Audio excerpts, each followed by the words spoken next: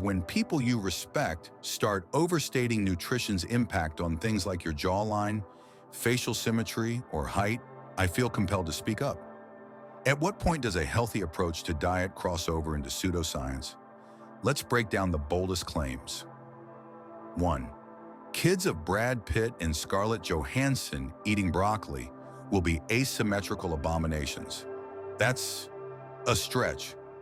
Saying a child of two stunning individuals becomes deformed because they eat soy cereal instead of raw meat? No contextual data, no clinical examples, just scare tactics and drama. 2. Twisting genetics and height studies for drama. Austin Wayne mentioned that 60 to 80% of height is genetic, with the remaining 20 to 40% up for environmental influences, implying that by eating raw meat or drinking raw milk, you can boost your height by a massive 40%. That's a misrepresentation. The actual studies about height and genetics refer to differences between people, not dramatic growth potential for individuals. 3. Using 1930s cat experiments as proof for human outcomes. The argument draws on what was essentially a decades-old experiment with cats, observing that after 2 generations, raw-fed cats were healthier and heavier than cooked meat-fed ones. Even if you grant the findings, 2 big caveats. Species difference. Cats differ from humans in digestion, physiology, and development. Generational impact. Changes appeared over generations, not within a single lifetime. You can't say eating raw meat for a few years gives you a blocky jaw or unique facial symmetry. 4th, global examples you'd expect to prove the point. If raw food had this dramatic effect, we should see it in cultures that regularly eat raw fish, like the Japanese, or tribes living off raw animal sources, like some Arctic communities. Yet these populations are average height with a variety of jaw shapes. The evidence just isn't there. 5. Anecdotes and visual cherry picking. We see beautified male models, fitness influencers, and someone like Frank Tano credited to raw meat diets. But you can find razor-jawed vegan models too. That does nothing to solidify the argument.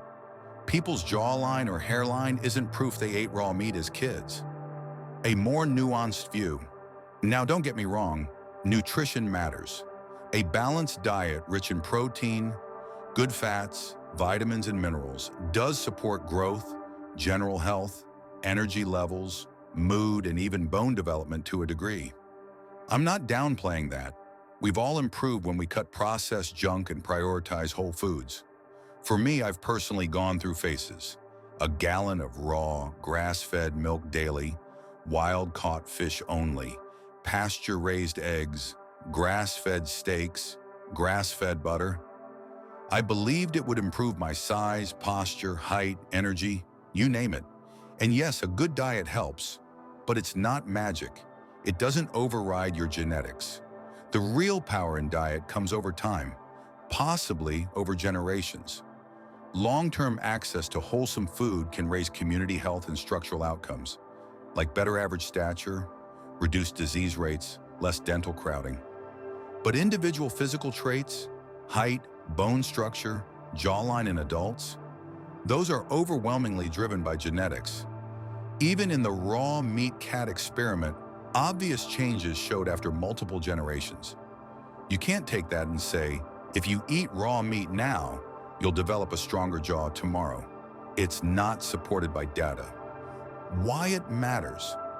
It's not just a minor exaggeration.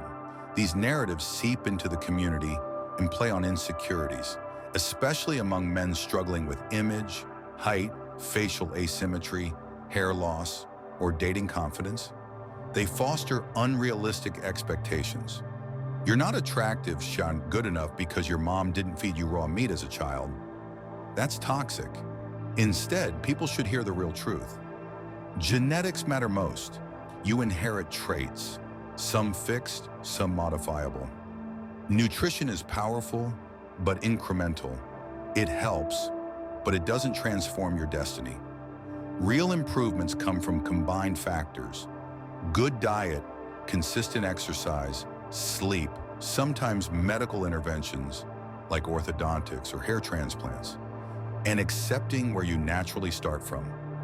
The upside and the reality check. There's nothing wrong with advocating for a healthier diet, exercising, or experimenting with lifestyle changes, even raw food or grass-fed meats.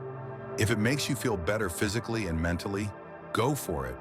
But it becomes dangerous when claims grow into, you will become X% taller, get a chiseled jawline, reverse baldness, especially with no credible data.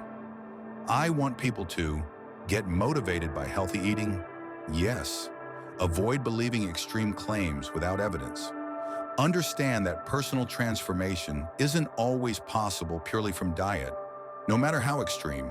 I didn't make this to attack or drag anyone down. I'm not even deeply embedded in the diet space. I just care about truth. I just expect a bit more rigor when you make bold claims about reality changing based on what you eat.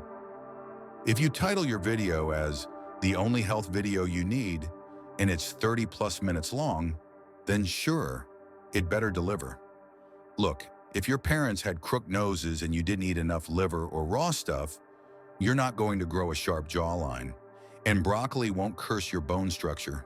Genetics will largely determine your outcome. And that's okay. It doesn't mean you're stuck. With effort, you can still have healthy kids, good posture, better fitness, and confidence. But don't blame your parents' diet or yours as the root of every flaw. So that's why I stepped in. Not to call people out, but to restore some balance. Real health starts with grounded, evidence-based action and realistic expectations.